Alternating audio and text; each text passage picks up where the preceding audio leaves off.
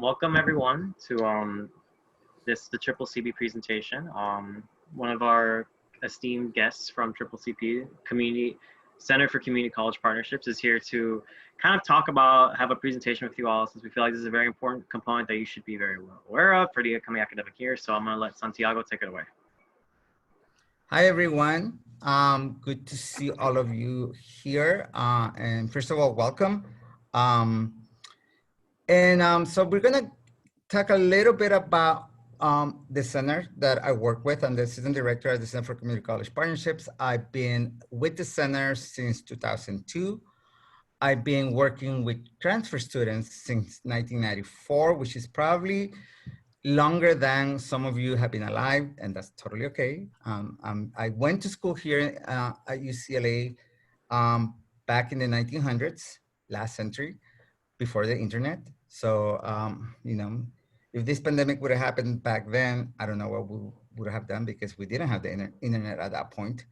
And I say that also because I do want to also talk about my positionality in terms of transfer student. I was not a transfer student myself. I came in as a freshman to UCLA. But in the summer of 1991, I was asked to be a peer counselor for the transfer summer program, for the academic advancement program. And that was my first introduction to working with transfer students. And as I tell everyone, the career found me. That's the summer I realized this is what I wanted to do, like as a career, and as something that I wanted to continue, that I still continue to want to do. And, you know, it's been my life work to work with transfer students, and specifically with community college students. I have found that as working with community college students, the richness of the life stories that transfer students bring to the campus is unmeasurable, is vital to the institution. So what you bring to the institution is important. And I continue to do this work because of the number of challenges, barriers that continue to exist that prove to be a monumental task to remove. And what I mean by that is not necessarily that these challenges and barriers are impossible to remove, but because a lot of times we place the responsibility to remove these barriers and challenges either on the student themselves, yourselves, or the community colleges, right? So we place that responsibility of transfer as the function of the community colleges, right? But what we have worked on at the center in CCCP, and in conjunction with my boss, Alfred Herrera, and Dr. Dimple Jain from CSUN, we developed what we call a transfer receptive culture. So I'm gonna talk a little bit about that in a moment. And basically from the TRC is that what we're saying is that the responsibility to work towards eliminating these barriers, these systematic barriers, are not only the responsibility of the student, and not only the responsibility of the community colleges, but it's also the responsibility of the university receiving transfer students. So UCLA has a responsibility to ensure that community college students have a real pathway to institutions like UCLA. But not only that, we also want to make sure that once you transfer, that you're going to have the experience that you deserve as a student at this institution, meaning that there's no reason why whatever is offered to incoming freshmen, that you should have a similar experience to that as well. So we'll talk a little bit about that, but beyond that, transfer receptive culture for us is grounded in critical race theory.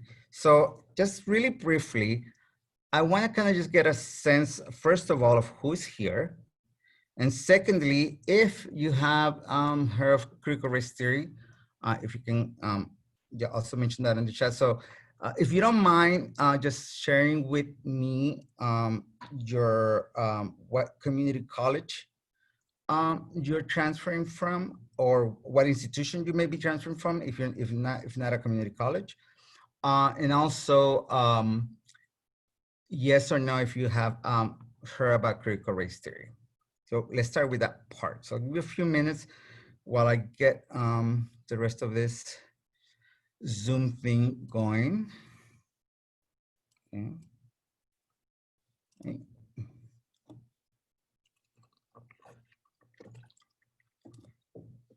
Okay, let's see.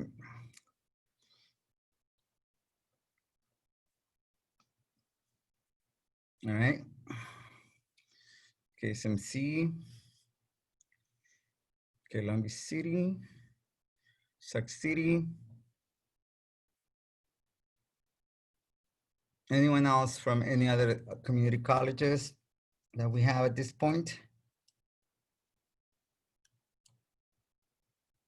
Okay, Foothill College, Irvine, IVC, okay, IVC, okay. All right. Okay, so there's a kind of like maybe some of you have heard of it, some of you may not have heard of it. So we'll talk a little bit about it. And let me just go to the next slide so I can kind of show you a little bit. First of all, kind of just like the broad picture, right? So this slide is showing you the educational attainment by racial group of adults over the age of 25, right? So basically this is telling you the number of people who have no high school diploma, have a high school equivalent, some college degree, but no, and some college coursework, but no degree, an associate's degree, which is the degree you will get at a community college, and then a BA or higher. And as you can see from here, from these numbers, you can see that, for example, for Latinx, the Latinx community has the highest percentage of no high school diploma, right? So 37%, you know, more than a third of the Latinx community has no high school diploma for adults over the age of 25. You can also see, for example, that out of the, for the Black African-American community, 31% have attended college, but no degree, right? So they have enrolled in a college, could have been a community college, it could have been a four-year institution, but there was no degree attained, which is pretty huge. I mean, almost a third did not attend college, but no degree, right? And as you'll see also, for example, for the Asian American, Native Hawaiian, Pacific Islander population, 51%, more than half, a little bit more than half, have a bachelor's degree or higher, right? So how do you explain, can you think of reasons on why this is? Why do these differences exist? Why is it such different educational outcomes are taking place for these different groups? Why are they experiencing education in different ways? So if you can just, if you want to put maybe like some of the reasons you may think this is happening, you can put them in the chat and we can kind of like maybe explore some of those. But I kind of want to like just hear from you what you think. Why is this happening? So I'll give you a second, and you know, is no right or wrong answer. We're kind of like we're kind of theorizing here, right? We're kind of creating a hypothesis on why are these things happening, right? So yes, access to information about going to college. That can be one of the things, right? What else do you think? So when we approach, and this is really important for us because when we approach how we're going to solve problems, the first thing that we need to identify is what is the problem? Where is the problem, right? Where is the challenge that we need to address, right? So if we talk about, for example, the transfer process, we need to think about, well, what is it that we need to do to improve the transfer process for community college students, right? But we need to, again, identify where the challenges may be. So again, if you can just, you don't, I mean, is no wrong answer. We're just trying to kind of figure out why are there these differences exist. So lack of resources, no ability to help. Very good, yeah. Financial, housing, security, that, yeah, definitely, right. So the basics, right? Like if you don't have the essentials, like a roof over your head, food on your table, why are you gonna worry about education, right? How can you worry about education when you don't have the basics, right? Let's see, we say due to their background. Okay, so yeah, so immigration, yeah, that's a really good observation. Immigration is an important aspect of the Latinx community. So definitely that will impact the numbers, right? So if you are, if you come to the US at an older age, if you have to also face language barriers, that may also impact the outcome, right? So very good. So definitely a number of those things are what we're going to kind of look at. And so what I'm going to do first, I want to ask you to go to one of these, either to the website. So you can go to the website listed here, or you can scan the code. I want to kind of just get a little bit of just what's on your head at this point in terms of what you think may be important to think about when we think about the transfer process, race, ethnicity, and gender. So we're just gonna look at those things. So anything that you think comes to your mind at this point, and I'm gonna put also the website here just in case you're having trouble accessing it with the other information. And I just want you to, think of 1, 2, or 3 words that come to your head, come to your mind when you think about race, ethnicity, and gender in the transfer process. So if you don't mind doing that, and what I'm going to do is I'm gonna share some of your responses. They're anonymous, so you don't have to worry about that part. So let me just make sure. Is everyone able to see that, the screen with the Menti screen? Okay, cool. All right, so if you don't mind, all right, excellent. Okay, getting some challenges in inequalities, equity.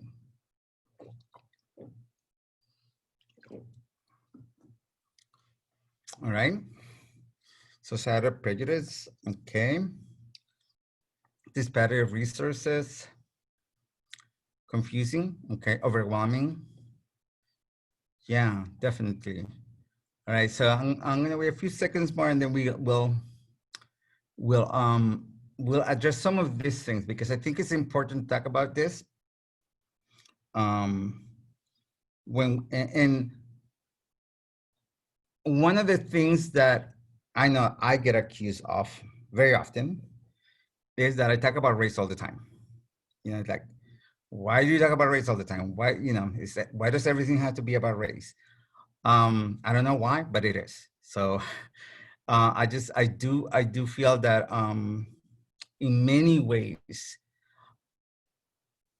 doing the opposite, right? Not talking about race, ethnicity, or these other ways in which power is distributed in the US context. To not talk about that is to not really address the root of the problem, right? So when people tell me why, why are you always talking about race? My response to that is that we're always talking about race, consciously or unconsciously. That's usually my response. So even when you're not talking about race, you are making a decision about what it is that you decide to talk or not talk about, right? So so part of the conversation, if we look at those numbers, right? If we look back at those numbers that that we saw in terms of the educational attainment by different groups, we need to be able to have that conversation based on ethnicity. Otherwise, we cannot address the problem, right? So yes, we need to understand where the inequalities are taking place. We need to understand, I really like the historical context, right? Because we do not live in a historical moment, right? I mean, even this moment, this pandemic, right, has impacted specific groups more acutely than others, right? We know, for example, that the Black African American community has been hit really hard by the pandemic. We also know that community college students have been hit really hard by the pandemic. So being able to discuss this within this context has become even more important to us at this point. Also, of course, the Black Lives Matter movement has brought to the forefront the systematic inequalities that exist, the systematic barriers that exist. So again, being able to discuss this in a language that allow us to say, okay, these are things that are happening, right? And how can we address them, right? So that's why we utilize critical race theory. So I'll talk about that in a moment. And depart from that point, right? Being able to have the discussion about race, we push on it because a lot of times it's an uncomfortable conversation sometimes, right? But at the same time, it is a needed conversation if we want to get to some real solutions, right? So yes, I think a number of the things that some of you have listed in here are very important, confusing. So I think that's really, I'm really identifying with that because a lot of times we are not sure why things are going on, right? We may think, oh, maybe there are, maybe you just don't have the information, or maybe even the process itself may be confusing, right? But why is it confusing, right? What is it that makes it confusing? And is there any way that we can make it less confusing? I think overwhelming is another word that I hear a lot, and just being able to talk about the transfer process from a perspective of someone who's just coming into the community college, and you're given all this information about 9 UC campuses, 23 Cal States, over 70 different independent and private institutions. That's just in California. And then if you want to even think about maybe schools outside of the state, then you have all this different information. And people will say, well, all that information can be found on the internet, so it's at your hands.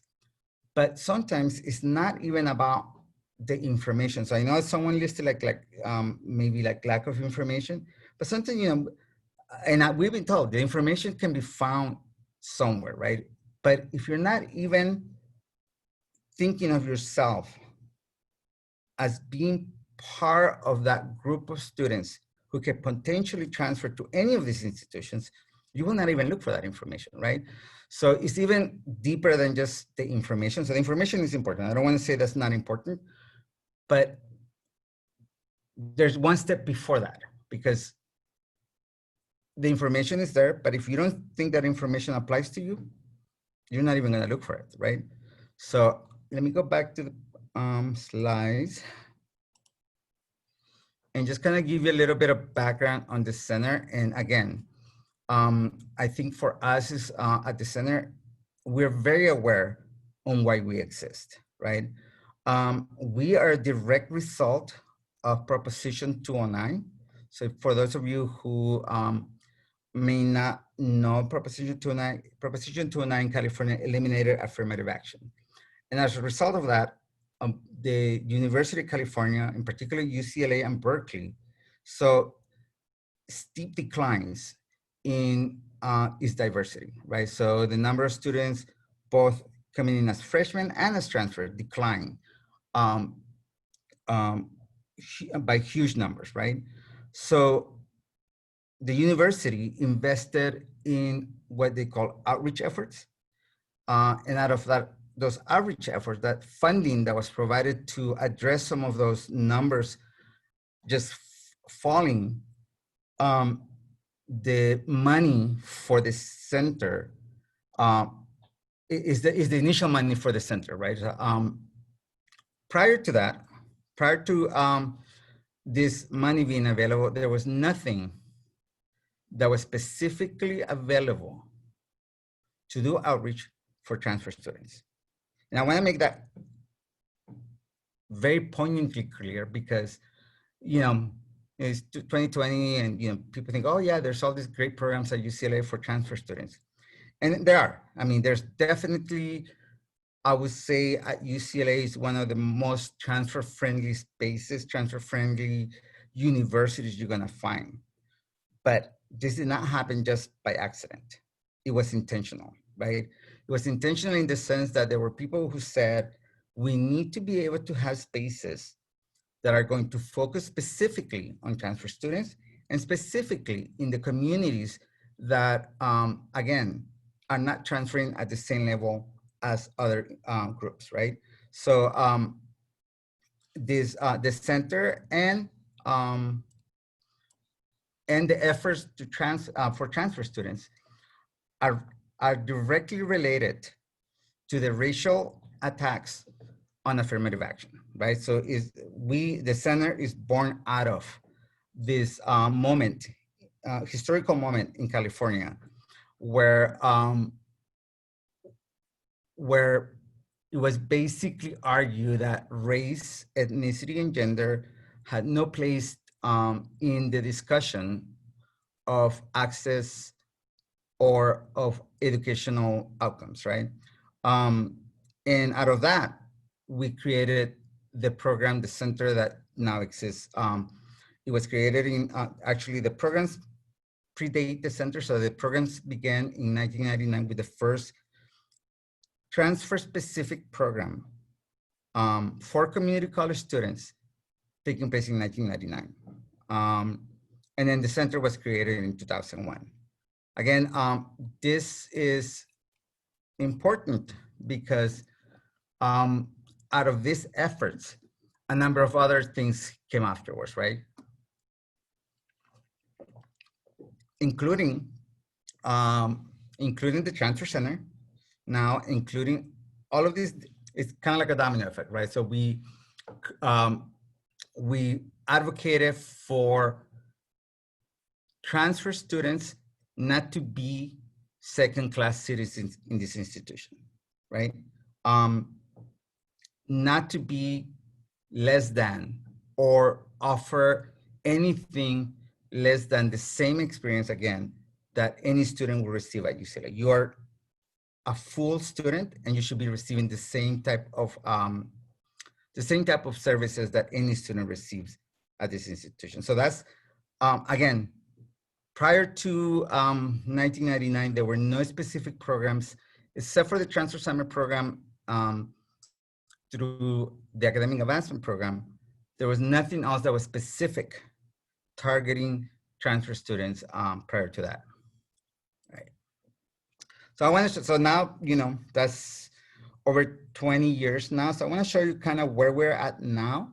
So I'm going to show you a video just of where we are now, so you can kind of see where and how we have evolved. Right now, you may be at a community college. Can you hear that? But once you go through these principles, Yes. you're seen, then your invisibility becomes this, everyone knows who you are. Can you increase the volume a little bit? How's that? That's good. That's good. A lot of students don't feel that this is a place for them. And it's really breaching that distance that exists. Wi-Fi problems. Not necessarily physically, but mentally. The Center for Community College Partnerships, or as it's known, CCCP, is an academic development program focused on helping students prepare and become competitively eligible for the University of California system. Our goal is really to empower students to take ownership of their education and understand what they need to do to become a competitive applicant and to be successful. We realize that there's a gap in the educational pipeline where first generation and students from underrepresented communities are really not transferring into the UC system, specifically to UCLA. So our program is actually based on a critical race theory framework where we recognize the institutional barriers that are placed on communities of color and for first generation students. I'm a first generation student, high school graduate, first to graduate in my family from high school, first to go to college in my family. So I didn't have any mentors. I didn't have anyone to look up to. I didn't have anyone who could kind of show me how they did it. So being a scholar, I was provided with that. I was provided with mentors. I was provided with a community that essentially was there to guide me every step of the way, the application process, the transfer process, making sure that I was doing the best that I could academically back at community college. So the different programs provide the same resources and the same information for all students. They're just tailored a little differently to accommodate the student and provide them with a unique experience based on who they are, their identity. First and foremost, it was free. So, I mean, if you apply, the worst they can say is no. But you're living on campus for free, you're eating for free, and you're getting to sit in front of these professors for free. We've just gotten to learn a lot about, one, the transfer student process, the college life, how to be a good student, how to go about if you're have some trouble in the areas, how to go about seeking help in those areas. And just in general, like as being a person of color in the United States and in the educational system, like what you have been through, what you will go through, what to anticipate, and how the things that you've been through, how they can help you move forward through the educational process and through life in general, which has been really enlightening and really helpful. They gave us workshops on how to become not only a better person, but a better student. And so I was able to incorporate those tools and use them to propel me to transfer. You're gonna meet people, you're gonna meet actual admissions directors. You're gonna be able to talk to them about the admissions process, like the people who actually read your essays and actually look at your transcripts. To me, that's more valuable. Counselors at school are great and we absolutely need them, but to be able to also talk to the person that's gonna read your application and possibly even build a relationship with them and maybe even read your personal statement in the future, that is extremely important. That's gotta be the biggest reason why I think this program is important for the admissions process. There's a lot of questions that are always unanswered, and here, since they are the school, you can get all the answers anywhere.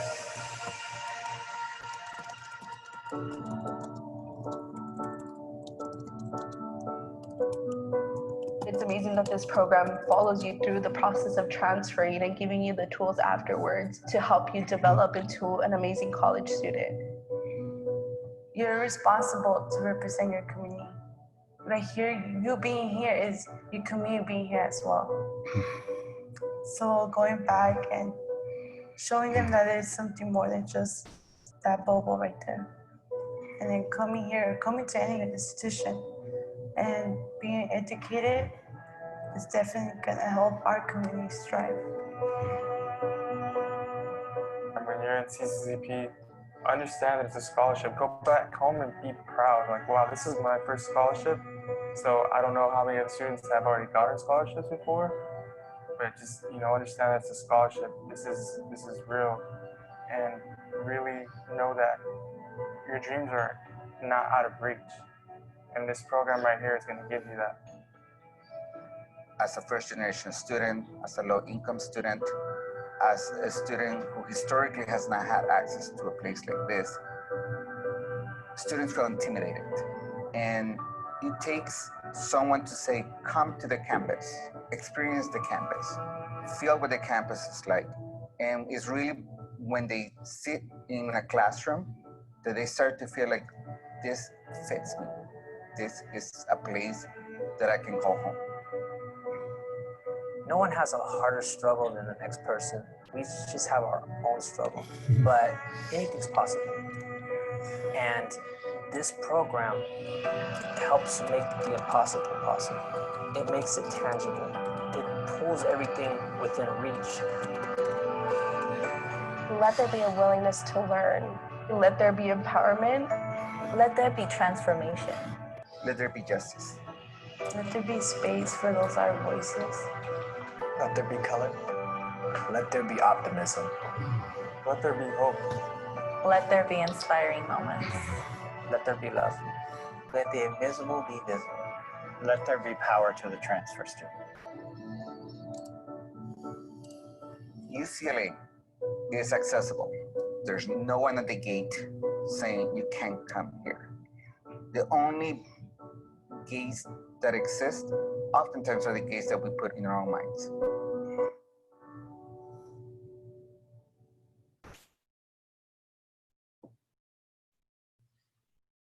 All right. Thank you for indulging me in this video. Again, I wanted to kind of just show you where we are now in terms of the work that we're doing. And of course, I wish I could edit a little bit that last sentence I said in terms of like what we put, you know, often the barriers that exist are the ones we put in our mind. I would want to say often the barriers that exist are the ones that are put in our head, I think, as opposed to that we put in our head. I think a lot of times, particularly for transfer students, there's this message that's both explicit and implicit, saying that, you know, UCLA may not be a place for you. And we often find this specifically for students of color, first generation students, low income students, non-traditional students, students who don't, you know, fit that idea of the UC material student. Oftentimes that's the student that we are trying to reach to, because it's easy to internalize that message, right? The message, and that message is pervasive, right? I think, you know, I don't have to tell you, like, the type of messaging that you get when you're in high school, right, about community colleges. I mean, some of you may know that very intimately, that whether it's, you know, your counselors saying, you know, yeah, the community colleges are there as your last resort. Just even the fact that they're saying it as a last resort in itself is implicitly saying something about the community colleges, right? So a lot of the work that we're doing, I misspelled, I just saw my big typo right there.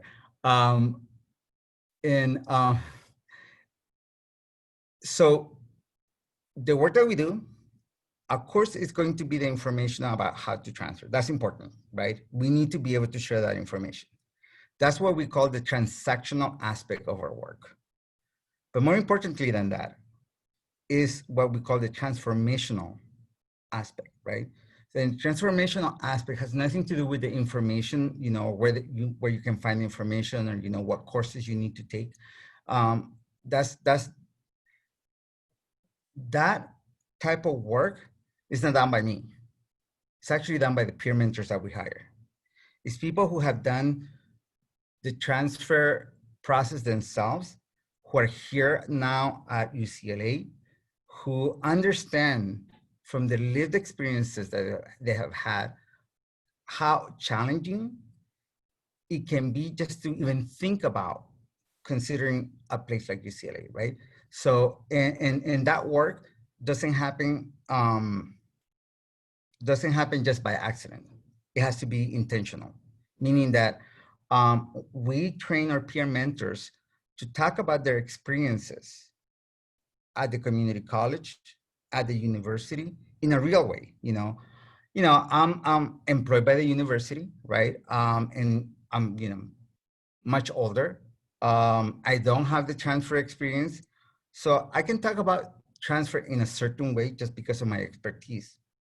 But a student like the directors, like Vicente, Carlos, Reginald, they can talk about their experience from how they have lived it. And not only have they lived it, they just lived it like recently, right?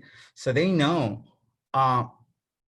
exactly what it feels like to be at a community college, to be confronted with, the applications, selecting the coursework, all of that information. But even more importantly, they also have the experience of the complexities that many of the students at the community colleges have, right? Most community college students we know are working. Most community college students we know have multiple responsibilities. You're not just going to school. You have complex lives, right? And being able to speak about that experience from the lived experience, from what we call experiential knowledge, is what really makes a difference for the students who participate in our programs. I know that Vicente was one of our scholars as well. So I know that he had a little bit of that experience. So I don't know if you, Vicente, if you feel comfortable talking a little bit about that. Yeah, so I was a CCCP scholar. And yeah, I can kind of agree with what Santi said. My mentor, Kevin Gudamu's like, he really, what was important is that he didn't tell me how exactly to get there, or that he empowered me. He made me feel like I could accomplish stuff. It's, as Santi said in the video, and even now, it's not like the information, it's that how welcome am I to go there? How much, like, how comfortable do I feel at UCLA? And it's what CCCP does and what we aim to do in the Summer Bridge program, and how we apply it in the transfer community to do that. Transfers are intimidated. Everyone's intimidated, no matter what your color is, especially in like other marginalized groups, you're intimidated. And I was intimidated at UCLA. Like I didn't get accepted into any UCs in high school, and I didn't know what to do, and I was confused. I was first generation too. I didn't think I belonged into a place like this, and it was CCCP, Transfer Student Center, when I first came here, the stuff I'm involved in that empowered me. The big thing, like, you hear a lot of empowerment at CCCP, but it's real. It's very real that you have to feel like you belong here. So that's what's very important about CCCP, and what we're trying to do is that you need to feel like you belong here and believe it. Thank you, Vicente. Yeah, and I think that's kind of what we're aiming, right? We're aiming at ownership, right? And not only are we aiming at ownership, but we are also aiming at understanding what to do with ownership of your own education, right? So in terms of what this institution, UCLA, needs to provide for you, of course, we understand that you as a student has to adjust, right? You have to adjust to this new environment. But the institution also has to adjust to the students who they're admitting, meaning that not only does the student have to change, yes, of course, that the students have to change and adapt to this new environment in terms of the institution, but then the institution also has to adapt to the students that they're admitting, meaning that if we're admitting transfer students, then that means that we have to provide services that are tailored specifically to transfer students, and knowing that transfer students are not a homogeneous group, right? You're not, one size fits all. You all come from different backgrounds. You all come from different, you all have different experiences, responsibilities, interests, and what have you, right? So being able to address and tailor to those specific experiences is really important. So we cannot say, yes, you need to adjust. We also need to, as an institution, take responsibility in changing and being receptive to the students that we're admitting. So how we do that for us is to use critical race theory to understand that, first of all, there are inequalities that exist in our society, and those inequalities are historical. Those inequalities have been around for a long, long time.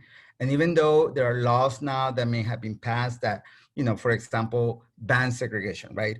We know that we're more segregated now than before those laws, right? So just because the law may say segregation is unlawful, doesn't mean that segregation is not taking place in some shape or in many different shapes and forms, right? From, I think some of you listed like the lack of resources, like there's specific communities that don't have access to the same type of resources that other communities. So being able to think about, okay, why does it happen, is what we call a theory, right? And everything, even if you're not conscious about it, is a theory, right? The way that you think about the world, the way that you view the world is a theory, right? It's basically based in a set of beliefs that, you think are the correct beliefs, right? So in this sense, if we think about it in that sense, we are approaching this idea of inequality from that perspective. And the perspective is that the role of race and racism in the US context, in US education, is pervasive. That historically, we still are contending with the legacy of racism.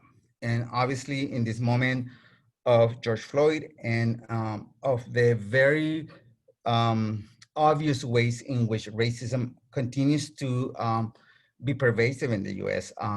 That's is the obvious, but there's also very not so obvious ways in which racism also takes place, right? From microaggressions, like, things like saying, oh, you speak English very well for a Latino, right? That sounds like a compliment, but at the same time, it's the assumption behind it, meaning, yeah, you really are not the you're not the norm. You're an exception to the norm, right? So those type of things accumulate and create this sense of less than, and that we internalize as people of color as well. So what critical race theory basically saying is that racism, and all other forms of subordination, meaning that things as gender, immigration status, language, all of those things play a role in creating these inequalities, right? And so when we approach our work, we are saying we're not going to focus on just the student, right? We're not going to just say the student lacks this, the student doesn't have this, the student doesn't, because that's just focusing on placing the burden on the students. What we're saying is that burden also has to be placed in the institutions, right? That we need to look at the barriers that are systematic, and we cannot just tell a student, yeah, just continue to jump through all those different hoops in order to get to this institution, because that's just going to allow certain students who are very driven, who are very savvy, who may have more resources to be able to jump through those hoops. But we haven't removed the barriers. We haven't changed anything in terms of the systematic way in which students are kept out, right? We have to also look at what are the systematic barriers that continue to keep certain students out and allow certain students in, right? So we look at the centrality of race and racism in the community college pipeline. We challenge the dominant ideology, right? That idea that, transfer students or that the community colleges are not the best places for students.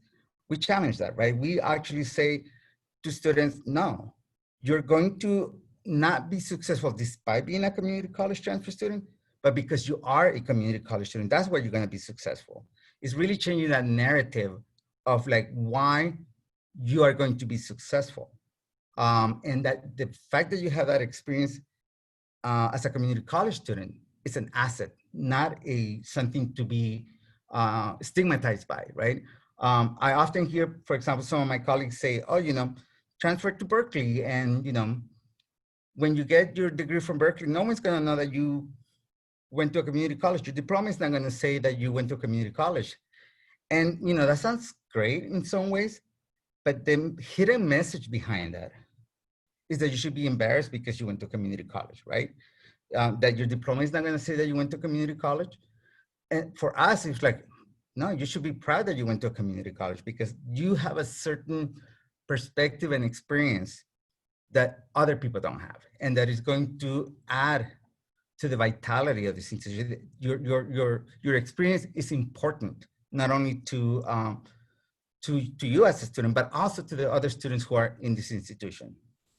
And let me go back, hold on, I wasn't finished with that. Yeah, so beyond that, we also, CRT also is interdisciplinary. So we're looking at the way in which race and racism intersects with other identities, right? We're also centralized experiential knowledge. Again, that's the role that we ask our peer mentors to do. We honor their knowledge, right? We couldn't do this work just based on us as administrators. We really need to understand the complexities that the students themselves have in order to be able to offer better solutions, right?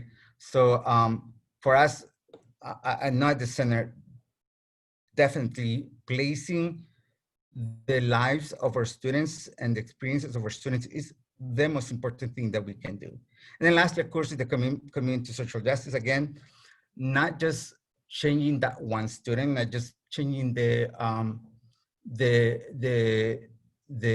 pathway for that student, but then for that student to also see that they have power, right? That they have power in being able to impact other students, institutions, policies, et cetera. So all of that is how we use in order to come to what we call a transfer receptive culture. And again, for us, a transfer receptive culture really is honoring what the community college students bring to this institution and being able to provide an experience that is going to be not only successful, meaning that of course you're going to graduate, and we know, UCLA, close to 90% of the transfer students graduate. That's really good. But we always are emphasizing, yes, it is important for our students to graduate, but it's also important that they have a great experience while they're doing that. Because what we don't want is a student to graduate and leave this campus damaged, meaning that they didn't have a good experience, right? Meaning that in order to get to that finish line, there was a cost, right? And that cost may have been, of course, money-wise, right? We do believe that there needs to be more tailored funding for transfer students, particularly for different populations. For example, parenting students need additional funding as well. But for different communities, there's different type of funding that's required. So we don't want students to live with a financial burden after they complete their degree here. So that's the financial aspect of it. But also just in terms of, what they experience here at UCLA, whether it's, again, transfer microaggressions, right? We wanna make sure that they graduate and that they have a positive, wonderful experience at UCLA. All right, I'm not gonna cover that. I think I'm gonna stop right here. And I'm gonna see if there's any questions at this point. I think I'm almost out of time, right? Or I am out of time, almost out of time, right? So I want to give just some time for questions. Yeah, any questions you may have at this point? I have some. I know Triple CP is mainly grounded in the community college level, but are there plans or are there current ways that current transfers can get involved with Triple CP? Yes, so definitely. So we do hire peer mentors. So I want to say that and maybe this was punishment for being a little too proud of this, but up to last spring, I was able to say that the Center for Community College Partnership was the largest employer of transfer students. We actually had 75 peer mentors working with us up to last spring. Now, this year, because of the pandemic, the funding and all of that, that has changed. And actually this summer, we had to change everything because of the funding. Fortunately, it looks like we're gonna have funding. We're gonna be able to hire peer mentors again. And it's not gonna be at the same level that we had last year, but we are going to hire peer mentors. And our peer mentors, of course, because we are in this remote working environment, they're not gonna be going to the community colleges because all the community colleges at this point are going to be remote instruction. And most of them have said they're going to be remote instruction for the whole year. But they are going to be, we are doing things in this digital environment. We're doing them differently. We're exploring new ways, and we need you. We need those of you who have experienced, some of you have already experienced this, so we need you to be able to tell us what's gonna work best. Again, for us, it's important to honor your experiences. It's important to understand what's going to work and what's not gonna work for those of you who have just experienced this, right? So yes, so definitely we're gonna hire peer mentors. So you can go to our website and I'll put it on the chat for the applications. You can just go to the application through our website and apply for a position. In addition to that, we also have volunteer opportunities. So we get a lot of requests from community colleges who want to, just find out what it takes to transfer. The most, and I'll just tell you straight out that the most valuable piece of information, again, that we know the students get is from student panels. Like students like yourselves who have experienced the transfer process, who understand what it is to be applying. And particularly right now, as we are moving to the application process, I think being able to talk about the application, the personal insight questions, all of that information from the perspective of a student is much more valuable than me telling them, yeah, you need to have 350 words in each of those, right? I mean, that's of course valuable, but even more valuable is this sense of like, oh, this student did it. Let me find out how they did it, right? So being able to share those type of experiences is really important. We're gonna have 2 webinars later towards the end of this month, where we are going to bring in students to learn about the personal insight questions. And again, we use the experiences of our peer mentors and of our volunteers, so that it's not only about writing it, but it's just like feeling comfortable, feeling like, okay, I could try it, right? Just even that part is so crucial, right? Because a lot of students don't apply because they feel intimidated by those personal insight questions. We have data that tells us that a lot of students who qualify, who would have been able to transfer to a place like UCLA or one of the UC campuses, don't apply because they're intimidated by those personal insight questions. I don't know if you all remember that when, trying to apply for, trying to write that, how that process can be very intimidating, and just, some people just say, forget it, I'm not gonna do this, So having volunteers who can talk about that experience and who can say, yeah, it's okay to be scared. It's okay to be intimidated by it, but try it, right? I think hearing that from students like yourself is so much more valuable. So if you, we do have a volunteer link also in our website.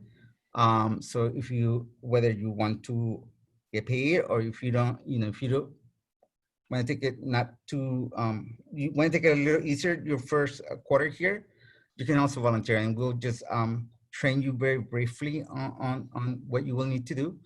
But yeah, so we have opportunities to work and also to volunteer as well. Any other questions at this point?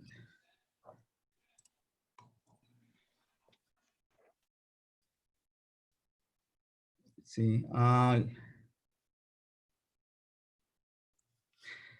Thank you, Sarah.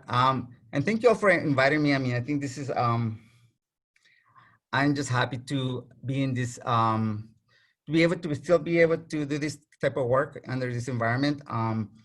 And again, I think it's even more important. So for those of you who are just transferring and who know what it feels like to be in these Zoom classes, Zoom meetings, Zoom everything, to find that you can relate to those students who are still at the community college trying to now apply and, you know, meet with other people, meet with counselors and all of that kind of stuff. I think if you can volunteer and help us with that, just to kind of like encourage students to not, you know, it can be discouraging just to be in this environment like all day long, right? So if you can just provide a little bit of your own insight, provide a little bit of your own motivation, that will go a long way to assist a lot of students who, if you remember a year ago, or, you know, 2 years ago, 3 years ago, when you were in that position and now add this other layer of craziness, it would really go a long way, I think, if you can help us in getting those students to apply. My email address is listed in there, so I'm more than happy to answer any questions. I know sometimes it's easier to do one-on-one. I'm more than happy to meet with one-on-one with students. Again, that's just, for me, this is just my passion. I love working with transfer students. So yeah, anytime you want me around, I'll be around. Yes. Thank you so much. With that being said, it is 3:45 and we want to, you know, abide by the schedule. We understand people have things to do. So thank you so much for being able to do this wonderful presentation on critical race theory, as well as on ways that, you know, current UCLA transfers can get involved with CCCP still, even though they have already transferred from community college. So really, thank you so much for this. Thank you. You have a great day and have a great year as well. Thank you as well. Bye now.